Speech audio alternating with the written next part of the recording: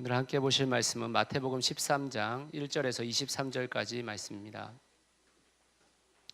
마태복음 13장 1절에서 23절까지 말씀, 우리 한 절 한 절 같이 다 합독하도록 하겠습니다. 시작.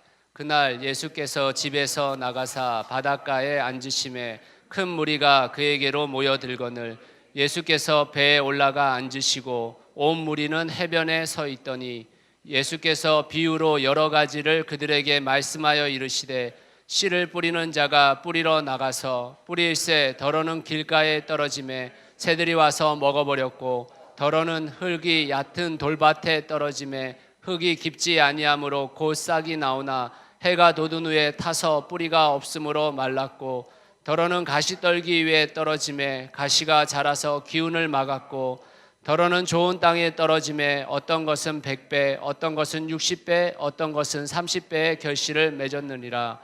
귀 있는 자는 들으라 하시니라. 제자들이 예수께 나와 이르되 어찌하여 그들에게 비유로 말씀하시니까 대답하여 이르시되 천국의 비밀을 아는 것이 너희에게는 허락되었으나 그들에게는 아니 되었나니 무릇 있는 자는 받아 넉넉하게 되되 없는 자는 그 있는 것도 빼앗기리라. 그러므로 내가 그들에게 비유로 말하는 것은 그들이 보아도 보지 못하며 들어도 듣지 못하며 깨닫지 못함이니라. 이사야의 예언이 그들에게 이루어졌으니 일렀으되 너희가 듣기는 들어도 깨닫지 못할 것이요 보기는 보아도 알지 못하리라. 이 백성들의 마음이 완악하여져서 그 귀는 듣기에 둔하고 눈은 감았으니 이는 눈으로 보고 귀로 듣고 마음으로 깨달아 돌이켜 내게 고침을 받을까 두려워함이라 하였느니라. 그러나 너는 너희 눈은 봄으로 너희 귀는 들음으로 복이 있도다. 내가 진실로 너희에게 이르노니 많은 선지자와 의인이 너희가 보는 것들을 보고자 하여도 보지 못하였고 너희가 듣는 것들을 듣고자 하여도 듣지 못하였느니라.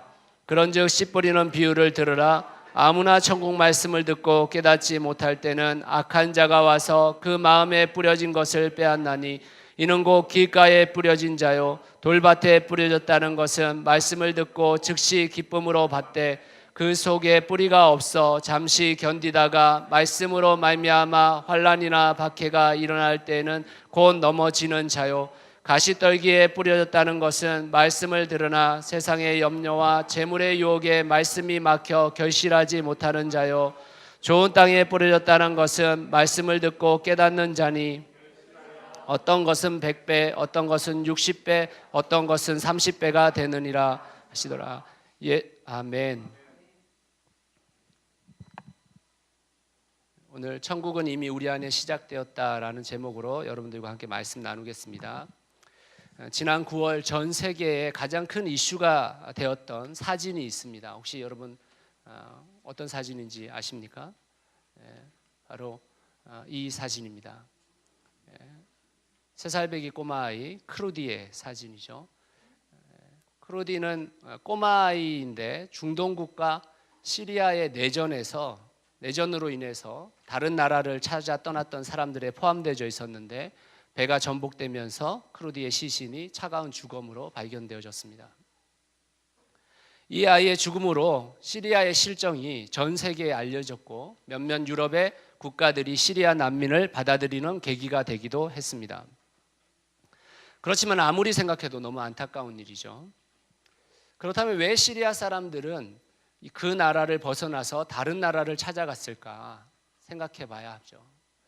시리아는 오랜 독재 국가였습니다. 지금 민주화 운동이 계속해서 시작되고 있는데 그런데 정부와 함께 반군이 전쟁이 벌어졌습니다. 거기에다가 IS까지 합류하는 바람에 지금 테러와 폭력이 난무하고 있는 것이 시리아입니다.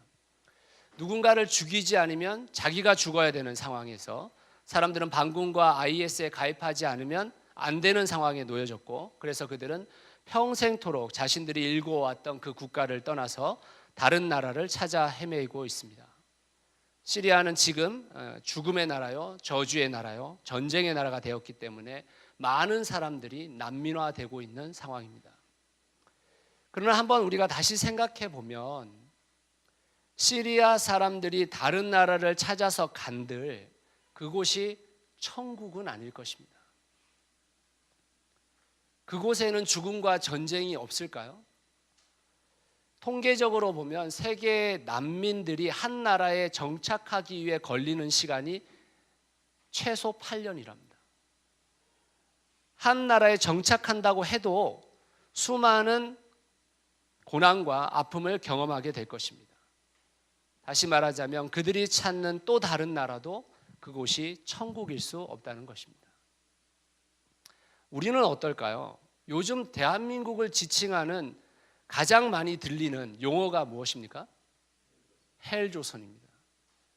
헬이 영어의 지옥을 나타내는 헬, 그리고 조선, 정근대적 왕조를 의미하는 조선을 붙여서 이 코리아를 헬조선이라고 부르고 있습니다.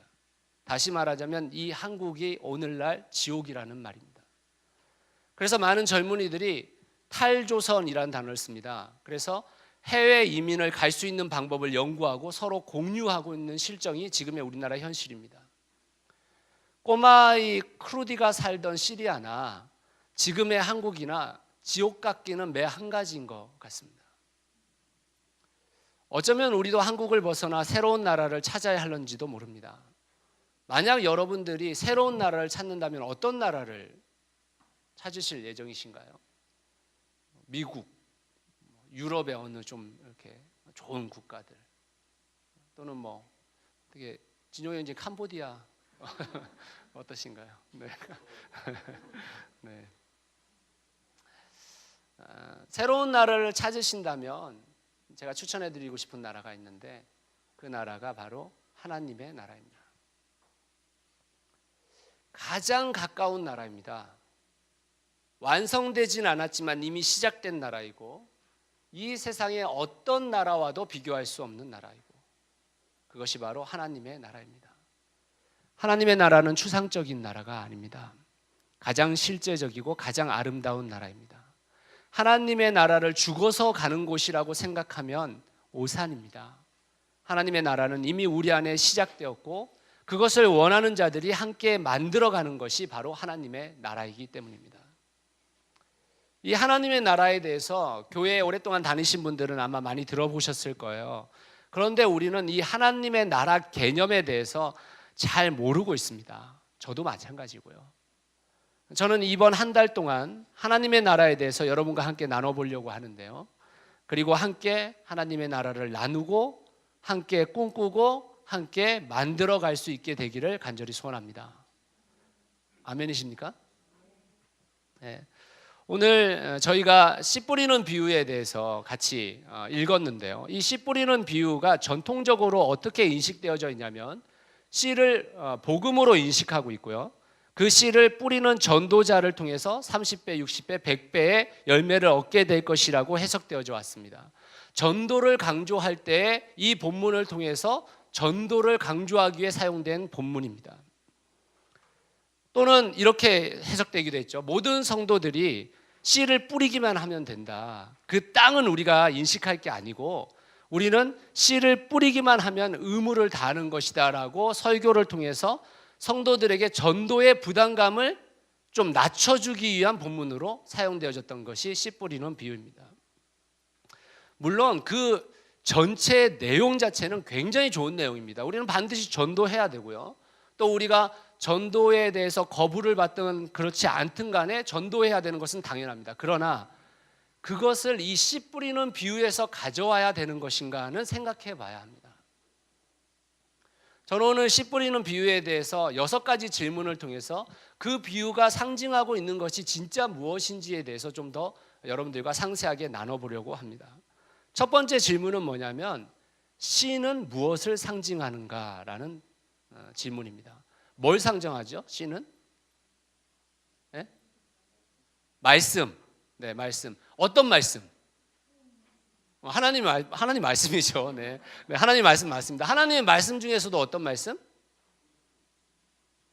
대부분 지금까지 우리가 이 질문에 대해서 복음이라고 답을 했었습니다. 그런데 한번 잘 생각해 보세요. 우리가 생각하는 복음이라는 게 뭡니까? 예수 그리스도가 죽으시고 십자가에 달려 죽으시고 부활하신 것이 복음이죠. 그런데 예수님이 이 말을 할 때에 그 복음이 있었습니까? 예수님이 지금 이 말을 제자들에게 가르칠 때 예수님은 죽기 전이에요. 예수님은 부활하시기 전입니다.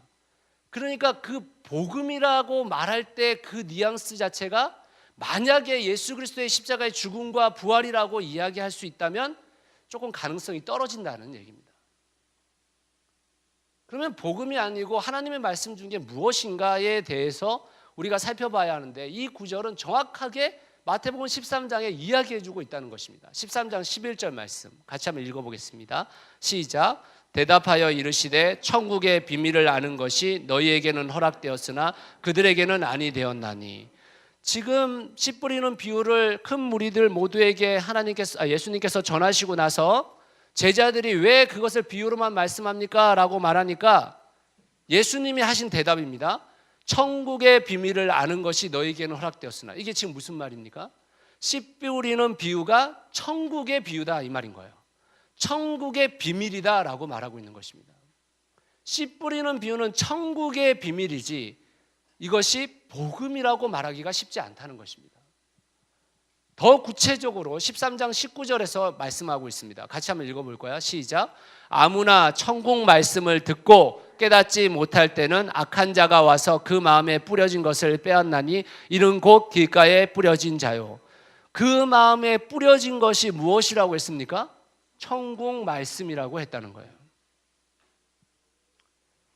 천국이라는 표현이 무슨 표현입니까? 하늘천의 나라국이잖아요. 하늘나라라는 단어거든요. 하늘나라, 천국, 하나님의 나라, 이 단어는 다 성경에서 공통되게 사용되는 단어입니다. 마태복음에서는 씨 뿌리는 비유에서 천국이라고 표현했지만 마가복음과 누가복음은 다르게 표현했습니다. 마가복음 한번 보시죠. 시작. 이르시되 하나님 나라의 비밀을 너희에게는 주었으나 외인에게는 모든 것을 비유로 하나니. 다시 말하면 천국과 하나님의 나라는 똑같은 것이다 이 말인 것이죠. 누가복음에서도 말씀했습니다. 같이 한번 읽어보겠습니다. 시작. 이르시되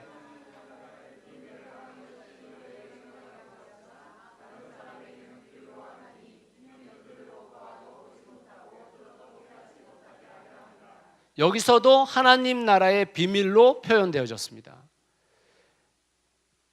우리가 다시 본문으로 돌아간다면 그러면 씨는 무엇인가? 하나님 나라에 관한 말씀, 하나님 나라 비밀이라고 말할 수 있다는 것입니다. 그 씨가 하나님 나라의 비밀을 말해주는 씨라는 것을 우리가 알면 실제적으로 씨 뿌리는 비유 전체가 우리가 생각하는 것과는 다른 의미를 가지게 되어져 있습니다. 두 번째로 땅은 무엇인가에 대해서 생각해 볼 필요가 있습니다. 땅은 정확하게 성경에서 기록되어 있는데 13장 19절 말씀 같이 한번 읽어봅시다. 시작.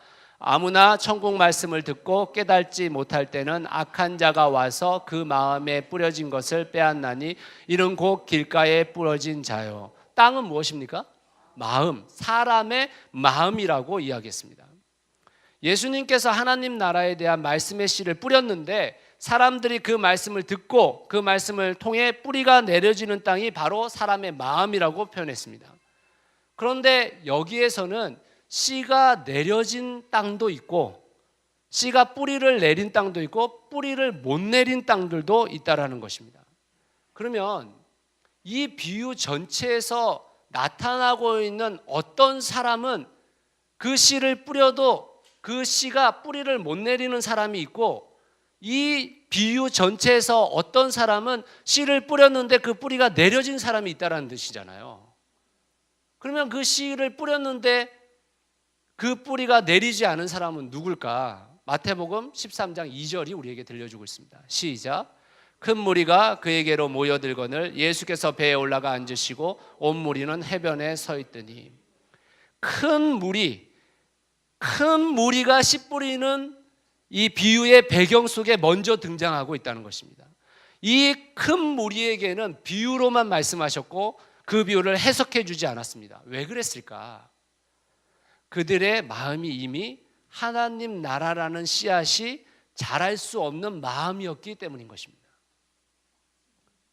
그와는 달리 비유도 말씀해 주시고 그 비유의 해석도 듣게 되는 그룹이 있습니다. 누굽니까? 제자들입니다. 왜 제자들에게는 비유도 함께 해석도 함께 주셨을까요?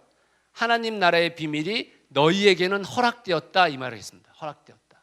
너희에게는 그것을 듣고 나서 너희의 마음에 모든 것이 다 뿌리 내릴 수 있는 마음이 준비됐다 이 말인 것입니다. 지금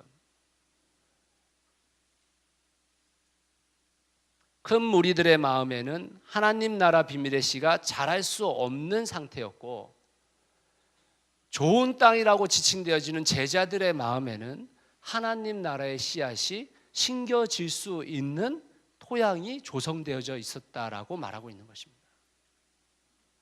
그러면 네 가지 땅은 어떻게 해석해야 하는가? 네 가지 땅은 우선 네 가지 땅을 두 가지로 압축시켜야 됩니다. 첫 번째는 씨가 떨어졌는데 뿌리를 못 내리고 죽어버리는 땅이 있는 것이고, 두 번째는 씨가 떨어졌는데 뿌리를 내려서 자라는 땅이 있다는 것이죠. 그 두 가지를 여러분 이해하시죠? 네 가지 땅 중에 세 가지는 뿌리를 못 내리는 땅이었고, 한 가지는 뿌리를 내리는 땅이었다는 것입니다. 그것을 두 가지로 압축시켜 놓은 상태에서 큰 무리들은 그 세 가지 땅 중에 한 마음을 갖고 있었던 것이고, 제자들은 좋은 마음을 갖고 있었다는 뜻인데, 그러면 이 네 가지 땅을 어떻게 해석할 것인가? 잘 생각해 봐야 하는 것입니다. 네 번째 질문이 뭐냐면, 하나님의 나라라는 씨앗이 잘 자라지 못하는 땅의 이유가 뭔지라고 얘기했습니다. 첫 번째 땅을 살펴보죠. 길가입니다. 길가는 마태복음 13장 19절에 나타나 있는데요. 같이 한번 읽어봅시다. 시작. 아무나 천국 말씀을 듣고 깨닫지 못할 때는 악한 자가 와서 그 마음에 뿌려진 것을 빼앗나니 이는 곧 길가에 뿌려진 자요.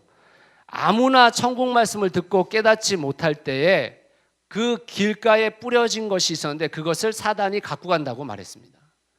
길가에 떨어진 씨앗은 아예 뿌리도 못 내려요. 왜요? 사람들이 그곳을 밟고 다녔기 때문에 굳어진 땅이라는 것입니다. 그러니까 지금 이 마음을 가진 상태는 무엇이냐? 굳어진 마음이 있는 사람이라는 것입니다. 자, 이것을 지금의 현재가 아니라 그 말씀을 듣고 있는 무리들을 생각하면서 해석해 보자면, 그들의 굳어진 마음은 무엇일까를 생각해 봐야 하는 것이죠. 하나님의 나라에 대한 굳어진 개념을 갖고 있었던 것입니다. 당시에 예수님을 쫓아 먼 거리까지 따라온 그 사람들에게는 하나님 나라 개념이 없었던 게 아닙니다. 그들은 분명히 하나님 나라를 기다리고 있었습니다. 메시아를 기다리고 있었으니까요. 이미 구약이 예언하고 그들의 조상들이 수천 년 동안 말해왔던 하나님 나라를 기다리고 있었는데, 어떤 나라를 기다리고 있었느냐? 로마의 지배하에 있는 이 사람들이 로마의 속국에서 벗어나게 하는 정치적 메시아를 통해 이루어질 하나님 나라를 구상하고 있었다는 거예요. 그들의 빈곤 가운데서 경제적 문제를 해결해 줄 경제적 메시아를 통해서 이루어질 하나님 나라를 기대하고 있었다는 것입니다. 수천 년 동안 그들은 그런 하나님의 나라를 기다려왔기 때문에 지금 진짜 하나님의 나라에 세울 메시아이신 예수님의 사역에 대해서는 깊은 관심이 없었던 것입니다. 그들에게는 이미 하나님 나라에 대한 굳어진 마음이 있었기 때문에 예수 그리스도를 통해 이루어질 하나님 나라에 대한 개념 자체가 그들에게 뿌리 내릴 수 없었던 것입니다. 그래서 마태는 이 큰 무리를 구약의 이사야 당시의 사람들과 동일시합니다. 13장 14절 이렇게 얘기하거든요. 같이 한번 읽어보겠습니다. 시작.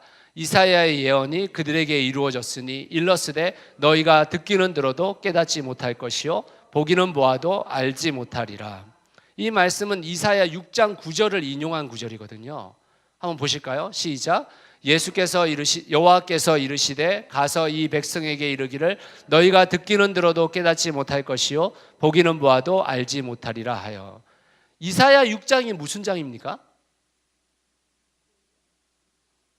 이사야 소명장입니다. 이사야가 소명받는 바벨론 포로기 가운데 있는 그 사람들, 죄악을 저지르고 있는 이스라엘 백성들에게 하나님께서 뭐라고 하냐면 누가 가서 내 말을 전할꼬 이렇게 얘기하니까 이사야가 저요! 제가 가겠습니다! 이렇게 손든 거예요. 그런데 그 손 들었을 때 하나님께서 뭐라고 얘기하셨느냐면 네가 가서 내 계획을 아무리 얘기할지라도 이스라엘 백성들은 듣기는 들어도 깨닫지 못할 것이고 보기는 봐도 알지 못할 거야. 이렇게 얘기하신 거예요. 그 구절을 그대로 지금 이 무리들에게 대비시켰다는 것입니다. 그건 무슨 뜻입니까? 바벨론 포로기에 있었던 그 당시의 이스라엘 백성이나 로마의 속국으로 있는 이 모든 이스라엘 백성이나 똑같다 이 말인 거예요. 자기들이 생각하고 있는 굳어진 마음 때문에 하나님의 말씀이 그들 가운데 들어가지 않고 그들이 생각하는 것이 이루어지기를 기대하고 있기 때문에 그들은 들어도 깨닫지 못할 것이요 보아도 보지 못할 것이다 라고 말해주고 있는 것입니다. 예수님께서는 이런 마음을 가진 자와는 절대 하나님의 나라를 함께 이뤄갈 수 없음을 우리에게 말해주고 있는 것입니다. 두 번째로 돌밭에 관해서 마태복음 13장 20절에서 21절 말씀이 있습니다. 같이 한번 읽어보죠. 시작. 돌밭에 뿌려졌다는 것은 말씀을 듣고 즉시 기쁨으로 받되 그 속에 뿌리가 없어 잠시 견디다가 말씀으로 말미암아 환난이나 박해가 일어날 때는 곧 넘어지는 자요. 돌밭의 마음을 가진 사람들은 하나님의 나라의 씨앗이 뿌려졌을 때 기뻐한다는 것입니다. 그러나 그 기뻐함은 잠시, 하나님의 말씀을 따라 살면서 환난이나 박해, 즉 위기가 닥쳐오면 그 뿌리가 흔들리고 바로 그 마음이 사그러진다고 말해주고 있는 것입니다. 지금 이 큰 무리들을 한번 생각해 보세요. 예수님을 따라온 큰 무리들이 있었습니다. 자, 지금부터 제가 질문을 던질 텐데 주관식이 아니라 객관식입니다. 여러분이 답변해 주셔야 돼요. 이 큰 무리들은 1번 예수님이 좋아서 왔다. 2번 억지로 동원됐다. 몇 번입니까? 1번입니다. 예수님이 좋아서 왔어요. 자, 또 질문. 예수님의 앞에 와 있는 이 큰 무리는 눈이 초롱초롱했을 것이다. 2번 동태 눈깔이었을 것이다. 아마 제가 생각할 때 우리보다 훨씬 초롱초롱했을 거예요. 그렇지 않겠습니까? 기쁨으로 왔단 말이에요. 지금 예수님이 좋아서 왔단 말이에요. 예수님을 따르고자 왔단 말이에요. 그들은 예수님과 함께 하나님의 나라를 만들어 보려고 온 것입니다. 그런데 예수님은 그들을 떠나보냈습니다. 왜요? 진정한 하나님의 나라는 고난 없이 이루어지지 않기 때문인데 그 고난을 견뎌낼 수 없는 무리들이었기 때문인 것입니다. 예수님은 그 큰 무리가 어떤 사람들인지를 아신 거죠.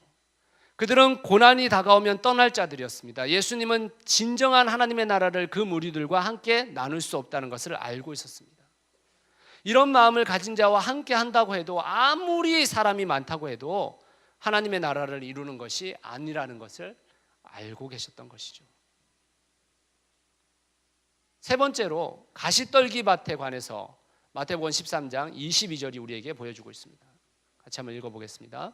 시작. 가시떨기에 뿌려졌다는 것은 말씀을 들으나 세상의 염려와 재물의 유혹에 말씀이 막혀 결실하지 못하는 자요. 가시떨기의 마음을 가진 자들은 말씀을 듣습니다. 그런데 그 말씀이 어떻게 된다고요? 막혔다라고 표현했습니다. 막혔다.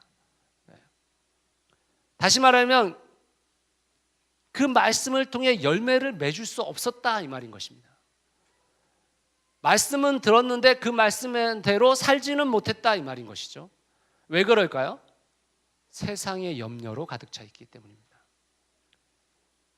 하나님 나라를 세우는데 헌신이 필요하거든요. 수고가 필요하거든요. 그런데 그때마다 그 무리들이 어떻게 대답할지 뻔하다는 겁니다. 아유, 제가 그 수고를 어떻게 해요? 우리 자녀들은 어떻게 하고? 제 먹고 사는 문제는 어떻게 합니까? 우리 부모님들은 제가 모셔야 되는데 어떻게 해야 돼요? 내 직장은 어떻게 하고? 내 결혼은 어떻게 하고? 제가 살 집은 어떻게 해야 됩니까? 온갖 염려 가운데 빠져 있다라는 것이죠. 그러니 그 염려 가운데 어떻게 하나님의 나라를 함께 세워갈 수 있습니까? 하나님께서 우리에게 약속하신 말씀의 대부분이 뭐냐면 아무것도 염려하지 말라거든요. 내가 너희의 충분 조건이 되어줄게요거든요. 그런데 그 염려를 다 하고 있는 그 무리가 모일 때마다 계속 문제가 되는 게 무엇입니까? 먹는 문제예요. 먹는 문제. 계속 그것을 걱정하고 있었단 말이에요. 계속. 예수님이 5,000명도 먹이시고 4,000명도 먹이시고 계속 기적을 베푸셔서 계속 먹여주시는데도 또다시 먹을거리 문제로 가는 것입니다. 예수님은 큰 무리의 마음을 아시는 것입니다.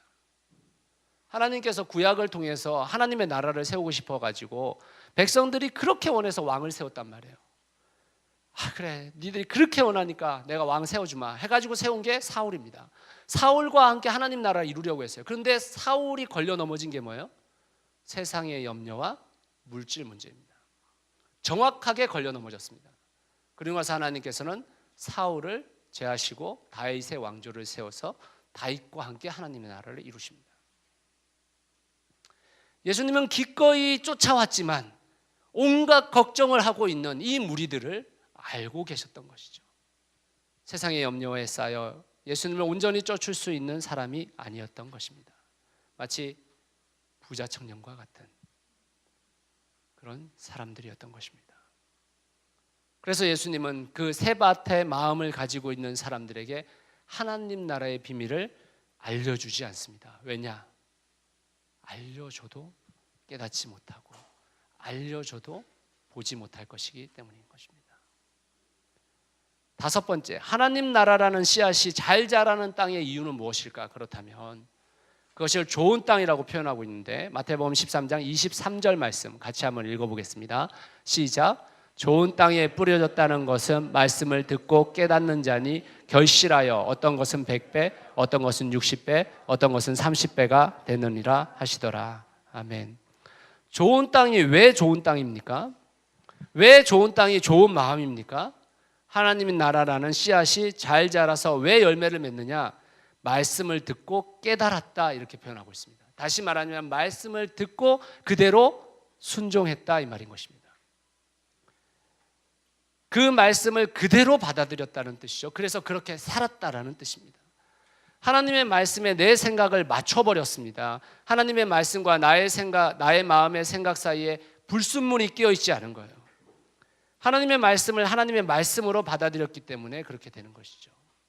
내부적으로는 자신의 굳어진 마음이 기경되어졌고 외부적으로는 고난을 이겨내고 유혹과 공격이 침투에 들어와도 그것을 막아설 수 있는 믿음이 있었다라고 표현할 수 있는 것입니다. 하나님의 나라는 좋은 마음, 하나님의 말씀을 듣고 깨달아 살아가는 자를 통해 세워지기 때문에 좋은 마음이 있어야 반드시 하나님의 나라라는 씨앗이 자라서 나무가 되고 그 나무가 열매를 맺고 그 열매가 우리에게 얻게 되게 되는 것입니다. 마지막 질문입니다. 그렇다면 이 본문을 통해서 좋은 땅, 좋은 마음이 되기 위해 우리에게 필요한 것이 무엇인가? 라는 질문을 던져볼 수 있습니다. 첫 번째, 길가라는 것에서 포인트를 얻을 수 있는데 그것은 바로 부드러운 마음입니다. 부드러운 마음이란 하나님의 말씀을 하나님의 말씀으로 받아들이는 자세입니다. 성경을 전능하시고 전지하신 하나님의 말씀으로 받아들이는 마음이 없으면 그것은 실제로는 신앙이 아니죠. 우리 자신의 굳어진 마음으로 성경을 보기 시작하면 그 말씀의 의미와는 전혀 상관없이 자신의 생각을 확고하게 하는 도구로밖에 그 말씀을 사용할 수밖에 없습니다. 이는 그 마음이 더 굳어질 뿐입니다. 그러나 하나님의 말씀을 있는 그대로 받아들이게 되면 우리는 하나님의 나라라는 씨앗이 뿌리내리고 자라날 수 있는 토양이 되는 것입니다. 그러므로 우리 모두는 부드러운 마음을 가져야 합니다. 에스겔서에 보면 이것에 대해서 정확하게 표현한 구절들이 있습니다. 두 구절인데요. 같이 한번 읽어보겠습니다. 시작. 내가 그들에게 한 마음을 주고 그 속에 새 영을 주며 그 몸에서 돌 같은 마음을 제거하고 살처럼 부드러운 마음을 주어. 너무나도 정확한 표현이에요. 내가 그들에게 한 마음을 주고 당신의 씨앗을 심겨주고 그 속에 새 영, 성령을 부어주시면 그 몸에 돌 같은 마음을 제거하고 부드러운 마음, 그 모든 걸 받아들이는 마음이 생겨진다 이 말인 것입니다. 야, 이 구절과 이 씨 뿌리는 비유가 어떻게 이렇게 맞아떨어지는지 제가 성경을 찾아보면서 참 놀랐습니다. 26절 말씀, 36장 26절 말씀은 더합니다. 같이 한번 읽어보시죠. 시작. 또 새 영을 너희 속에 두고 새 마음을 너희에게 주되 너희 육신에서 굳은 마음을 제거하고 부드러운 마음을 줄 것이며. 사랑하는 여러분, 부드러운 마음을 가지시길 바랍니다. 하나님의 말씀을 받아들일 수 있는 부드러운 마음이 되셔야 합니다. 우리 옆에 있는 분한테 한번 권면할까요? 부드러운 마음이 되십시다. 네. 두 번째로 돌짝밭을 통해서 우리에게 들려줄 수 있는 제목이 있는데, 그것은 인내하는 마음이 필요하다는 것입니다. 인내하는 마음은 하나님의 나라를 세워가기 위해 반드시 필요합니다. 왜냐하면 하나님의 나라를 세우기 위해서는 반드시 환난과 박해가 있기 때문입니다. 하나님의 나라를 세워가는 길에는 너무나 많은 어려움이 있습니다. 왜냐하면 사단이 하나님 나라 세워가는 것을 정말 싫어하기 때문입니다. 그러므로 그 고난 속에는 굳건히 하나님의 말씀대로 살겠다는 인내의 마음이 필요한 것입니다. 홀로 인내하기가 쉽지 않거든요. 그래서 홀로 인내하지 않도록 하나님께서 우리에게 가정과 교회라는 공동체를 주신 것입니다. 함께 인내하기 용이하도록 만들어 주신 것이죠. 믿음의 공동체를 주신 것이죠. 인내하는 마음이 있어야 험한 인생길에서 예수님만 바라보며 걸어갈 수 있습니다. 야고보서 1장 2절에서 4절 말씀은 이렇게 얘기하고 있는데요. 야고보서가 행동에 대한 이야기잖아요. 대부분 그 행동이 어떻게 해서 이루어지는가를 보십시오. 2절 말씀부터 4절 시작. 내 형제들아, 너희가 여러 가지 시험을 당하거든 온전히 기쁘게 여기라. 이는 너희 믿음의 시련이 인내를 만들어내는 줄 너희가 알미라. 인내를 온전히 이루라. 이는 너희로 온전하고 구비하여 조금도 부족함이 없게 하려 함이라. 너희가 하나님의 말씀을 어떻게 따라갈 수 있느냐? 너희가 하나님의 말씀을 받고 나서 기뻤지. 그런데 그 기쁨으로 끝나는 것이 아니라 너에게는 반드시 고난이 오는데 거기에 필요한 것이 뭐냐? 인내다. 인내를 온전히 이루어야 너희가 그것을 온전하고 구비하여 조금도 부족함이 없게 만들 수 있다. 이렇게 얘기하고 있는 거예요. 사랑하는 성도 여러분, 인내하면서 살아갑시다. 아멘. 우리가 가야 할 길 아직 멀었습니다. 우리 안에 이미 하나님의 나라가 시작되었지만 하나님은 우리의 공동체를 통해서, 여러분의 가정을 통해서 하나님 나라를 이뤄가기 원하시거든요. 그때 인내가 찾아올 것입니다. 그러나 그때 고난이 찾아올 것입니다. 그때 우리가 인내할 수 있게 되기를 간절히 소원합니다. 아멘. 우리 옆에 있는 분한테 한 번 더 권면하시죠. 인내하며 삽시다. 네. 세 번째는 이 가시떨기 밭에 의해서 저희가 알 수 있는 건데요. 수고하는 마음이 필요하다는 것입니다. 하나님은 당신의 나라를 사랑과 함께 세워가기를 원하시거든요. 세상의 염려와 재물의 유혹은 하나님 나라를 위해 수고하는 마음을 빼앗아갑니다. 나는 지금 이런 상황이기 때문에 헌신할 수 없어. 나는 지금 일해서 시간을 낼 수가 없어. 계속 수고하는 마음을 빼앗아갑니다. 좋은 땅이 준비되었다고 해서 수고가 필요 없는 것이 아니죠. 여러분, 우리가 좋은 땅에 씨를 뿌리고 나서 그 씨를 가지고 그 씨가 자라서 뿌리를 내리고 나무가 되고 그 나무가 커서 열매를 맺게 하려면 얼마나 많은 수고가 필요합니까? 우리가 재작년에 사실 이 근처에다가 배추도 심고 파도 심고 뭐 잔뜩 다 심었었잖아요. 작년에 다 뒤어가지고 이번 연도에 아무것도 안 심었잖아요. 지금 엄청난 수고가 필요하거든요. 사실은 그거 야채 하나 키우는데도. 여러분, 우리가 하나님의 나라를 세워나가기 위해서는 반드시 수고가 필요한 것입니다. 수고 없이 어떻게 좋은 열매를 얻을 수 있단 말입니까? 그런데요, 우리의 마음속에요 자꾸 이런 마음이 생겨요. 내 수고 말고 남 수고로 내가 좀 먹고 살았으면 좋겠다, 이런 생각이 너무 많이 들거든요. 교회도 마찬가지예요. 교회를 이렇게 많이 이동하시잖아요. 그러면 이동할 때마다 이런 생각을 갖습니다. 저 교회 좀 잘 돼 있는 교회, 좀 가가지고 좀 시스템도 잘 돼 있고 내가 가서 정말 만족스러운 교회를 찾으시려고 하는데 그런 교회는 없어요. 솔직히 말하면 세상에 없습니다. 그런 교회는 가면 있으면 있을수록 힘들어요. 그런데 그 나라를 누가 만들어 가라고 하는 것입니까? 여러분에게 만들어 가라고 그 교회 보내신 거예요. 우리가 그 교회에서 만들어 가라고 우리를 모이게 하신 것입니다. 마태복음 11장 28절, 여러분이 너무나 잘 알고 있는 구절인데 같이 한번 읽어봅시다. 시작. 수고하고 무거운 짐진 자들아 다 내게로 오라. 내가 너희를 쉬게 하리라. 뭘 위해서 수고했다는 말이겠어요, 여러분? 그냥 우리가 열심히 살면, 우리가 이 세상에서 있는 일 없는 일 다 하고 살면 너무 수고하고 너무 무거운 짐진 자들은 다 오라는 것입니까? 그런 말이 아니에요. 마태복음은 정확하게 하나님 나라에 대한 성경이거든요. 다시 말하면 하나님 나라를 위해서 수고하고 무거운 짐진 자들아 다 내게로 오라, 이 말입니다. 우리는 저 한 구절을 갖고 나는 세상 속에서 너무 열심히 살았으니까 주님한테 오면 다 위로해 주실 거야, 다 나를 축복해 주실 거야. 그렇지가 않아요. 그렇지가 않습니다. 우리가 하나님 나라를 세워가기 위한 수고를 할 때 비로소 그 일이 벌어지는 것입니다. 여러분의 직장에서 하나님 나라를 세워가시는 겁니다. 여러분의 가정에서 하나님 나라 세워가는 거예요. 우리의 교회를 통해서 이 지역사회 가운데 하나님 나라 세워가는 것입니다. 그 일들을 위해서 우리가 함께 수고해야 하는 것입니다. 사랑하는 여러분, 우리가 함께 수고하는 마음들을 가지셨으면 좋겠습니다. 아멘이십니까? 우리 함께 수고해야 합니다. 여러분 옆에 있는 분한테 이렇게 고백합시다. 이 말은 좀 다른 말인데, 수고 좀 합시다. 네. 여러분들이 너무 많은 수고를 하고 계신데 우리가 함께 지금의 이 수고들을 함께 해나갈 때 언젠가 우리 가운데 참된 열매가 맺혀질 줄 믿습니다. 말씀의 결론을 맺습니다.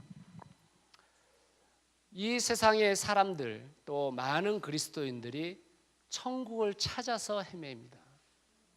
마치 이것은 좀 더 다른 얘기지만 너무나도 고통스러운 시리아 땅에서 떠나와서 다른 나라를 찾는 사람처럼 우리도 자꾸 천국을 찾으려고 하는 사람들이 많다는 것입니다.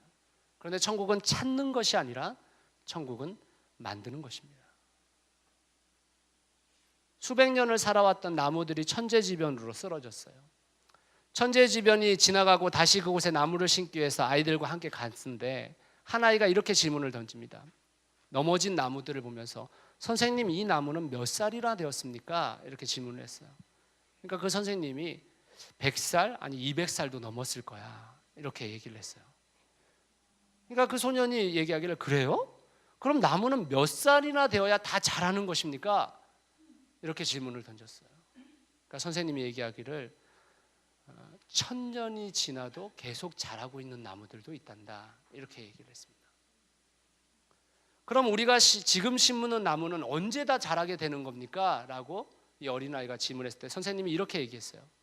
선생님이 죽고 내가 다 자라서 아이를 낳고 그 아이가 또 자라서 아이를 낳고 그 일이 몇 번이나 반복되어져도 이 나무는 계속 자라고 있을 거다, 이렇게 답을 했습니다. 저는 이것이 하나님의 나라의 비밀이라고 생각합니다. 우리는 지금 현재의 열매에 너무 집착하고 있습니다. 내가 사는 동안에 맛볼 열매, 빨리 해서 내가 더 누려야 되겠다는 생각. 그러나 하나님의 나라는 그렇지 않습니다. 오랜 시간 하나님의 나라는 성장해 나가야 하며 어쩌면 우리 때 그 열매를 맛보지 못할 수도 있습니다. 우리의 다음 세대나 되어야 그 하나님의 나라의 진정한 맛을 볼 수 있을지, 아니면 그 다음 세대가 맛볼는지도 모릅니다. 그러나 우리는 지금 여기에서 하나님의 나라를 이뤄가야 합니다. 그래야 그 하나님의 나라를 통해 하나님의 나라 맛을 볼 사람들이 생겨지는 것입니다. 사람이 생각대로 살지 않으면요, 사는 대로 생각하게 돼 있습니다. 우리가 하나님의 말씀을 보고 하나님의 말씀대로 그 생각에 나서 그것을 살지 않으면요, 우리는 우리의 삶에 치여서 우리의 사는 대로 그냥 하나님의 말씀을 해석해내고 그대로 살게 되어지는 것입니다. 현실에 목매며 살게 되는 것이죠. 하나님 나라에 헌신하십시오. 좋은 열매를 먹게 될 것이고 그 좋은 열매가 30배, 60배, 100배 맺히게 될 것입니다. 하나님의 나라는 가만히 좋은 땅만 일구어줘도 30배, 60배, 100배의 열매를 맺게 된다는 거예요. 씨 뿌리는 비유는 하나님 나라를 이뤄가기를 기대하는 예수님의 외침입니다. 여러분은 그 외침을 들을 수 있는 귀가 있기를 간절히 소원합니다. 여러분의 마음은 지금 어떤 땅이십니까? 우리의 마음의 땅이 좋은 땅으로 주님 앞에 쓰임 받아지기를 간절히 소원합니다. 함께 기도하겠습니다.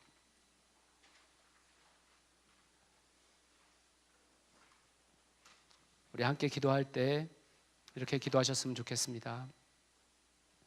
주님, 제가 하나님의 말씀을 받고 그 하나님의 말씀 속에 살아갈 수 있도록 주님, 제 안에 수많은 하나님과 나 사이의 장애물들을 주님께서 제거해 주시고 주님과 나의 깊은 관계만 이루어지는 그 좋은 땅으로 우리를 삼아달라고, 우리가 또 그렇게 준비되어지시고 그래서 우리가 하나님 나라를 이뤄갈 수 있게 해달라고 우리 같이 한번 합심해서 기도하겠습니다.